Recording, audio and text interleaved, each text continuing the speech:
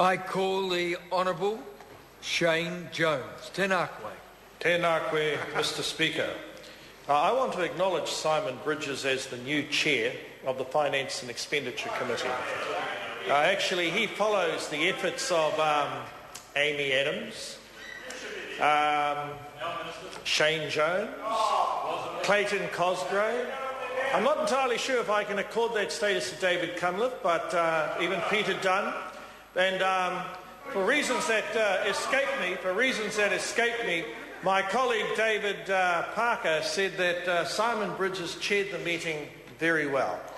Now, I'm not entirely sure whether he's ready for a CSI test or something like that, but I'm prepared to follow the words of my senior colleague and wish Simon Bridges well as he steers that committee, which after all is the all-important Finance and Expenditure Committee, a committee, I might say, that was bedevilled during the period of time when Air New Zealand, after its private equity shrunk as a consequence of financial collapse to somewhere near 20 to 30%, and the Crown picked up the rest, but for reasons that we never fully understood, the power and the fears of the private shareholders in that company meant that it was very difficult for the Finance and Expenditure Committee to exert the level of surveillance over the investment that the Crown has in that entity, but no doubt we'll hear about that issue a great deal more frequently as the year unfortunately unfolds. So we will support this bill.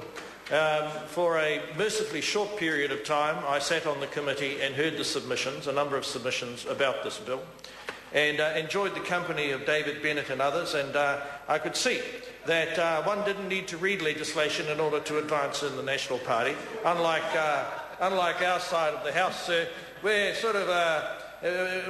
we were virtually reduced to candles as we studied hour upon hour into the twilight, which causes me to remind myself about Dr. Cullen's attempt to regularise and to improve how we taxed investments held and enjoyed by Kiwis overseas, and it's led to arguably one of the most successful lobbying attempts, sir, to do with international taxation that I ever saw when Tony Gibbs started spending enormous amounts of money, hiring lobbyists and plastering advertisements, which I'm sure the IRD officials of that time would recall, up and down our provincial newspapers, our national newspapers, and that was an example, sir, that the kinds of people who store their wealth in such entities that might be captured by attempts such as this bill to ensure that both the taxation system is either unfair but also that people pay a fair amount,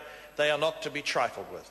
So, sir, we will support this bill, but the bottom line is that whether you're on that side of the House or where my colleague Mr Parker and I sit, we know that it is important that investors that are coming to New Zealand and are taking a punt to put their funds into those areas that may or may not turn into further jobs but successful investments, that we don't scare them away through our tax system. But at the same time, sir, we as New Zealanders don't find ourselves being able to make investments in other overseas jurisdictions, and then people complain that there's an uneven playing field.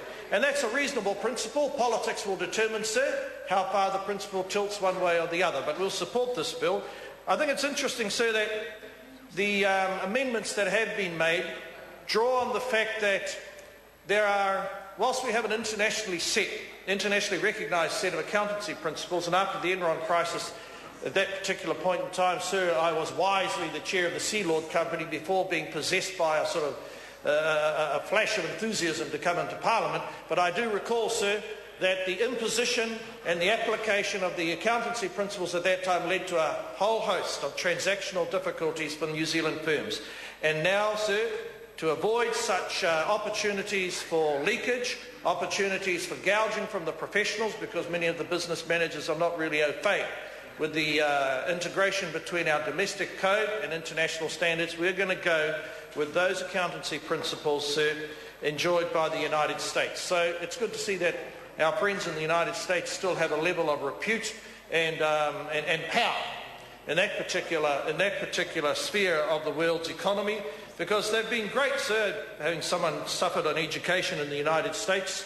So it's good to see that that particular part of the apparatus hasn't been eclipsed by other economies that are growing very strongly, sir. So it is important that the Labour Party reiterate, and unfortunately my colleagues are no longer here this evening who actually were on that committee, but we do reiterate the areas that we disagreed upon. But broadly speaking, the two main parties have to have a view as to whether or not we have got the balance right when we mesh together domestic expectations of tax revenue and international expectations as to whether or not this is either fair or a reasonable place to store wealth, sir, or to attract wealth into our country. Now, so we're always going to have a problem for as long as we have the current fiscal settings that are being pursued by the government of the day. We have a revenue base, sir, that is shrinking. We have spending ambitions, sir, that are large in the community. We have capital ambitions, sir, which are large. And let's hope, sir, that these remedial matters, sir, actually improve the prospect of not so much the government, sir, but the community being able to delve into various sources in the economy and generate enough revenue to pay. Now, sir, we're always going to have a debate as well as to what's the appropriate level of expenditure in terms of the community's expectations, whether there's, as our friends from the Māori Party seem to have developed a sudden fascination for funding family reunions, etc. Given my father had 17 kids, I look forward to being an applicant in that regard after I leave politics. But, sir, no chance. You're probably right there. They're more Dalmatian than Māori, and they'll say you can pay for it yourself, Mr. Jones. So this committee, in dealing with technical matters, at the end of the day, has depended, indeed, even in our time, on Therese Turner and the very fine officials from the IRD. And there's a couple of occasions, sir, when applicants or submitters do come to the committee, they want to find enough confidence that individual members of the committee not only understand the content, but understand the context of the problem that they're bringing to us. And so whilst we rely on the technical advice of such officials, and of course the greatest official of them all was Mr. Oliver, no doubt he is endeavouring or did endeavour to clone himself, and he was aided by that old mate of mine, Rob McLeod, who's long since fled to Australia to substantially improve his income. But those matters aside, sir, we have to acknowledge the efforts of the IRD officials.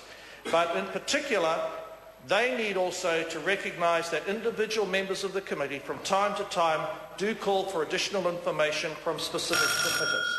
Now, sir, why we do that is to ensure that as lobbyists, representatives from companies, investors come, they want to know that on this committee, the most senior committee in the select committee constellation, has people that will make the additional effort in a highly technical area.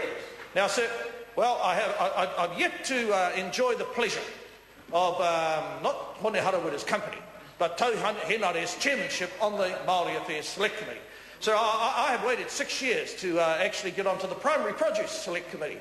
And I'm particularly glad to be on that committee because I'm told from time to time they're invited to places such as Central Otago, and I understand an Adelaide trip could be in the offing as well. And given I have a modest level of knowledge about aquaculture, I look forward to that invitation. No doubt leave will be sought and hopefully provided. So, sir, we will support this bill. I acknowledge the efforts of the officials. I acknowledge Simon Bridges and the role that he's taken on. And we have some senior people on our side who will be working on this committee, and we have so we suffer not a sliver of doubt as to whether we should support this bill, but point out that the underlying principles will always be a balance of politics, and there's one area we are disappointed, so the approval levy. But that goes more, sir, to ensuring at a time where revenue is shrinking and spending ambitions in the community are growing, that we don't unwisely or foolishly lock off important sources of income. So we will support this bill. I call the honourable member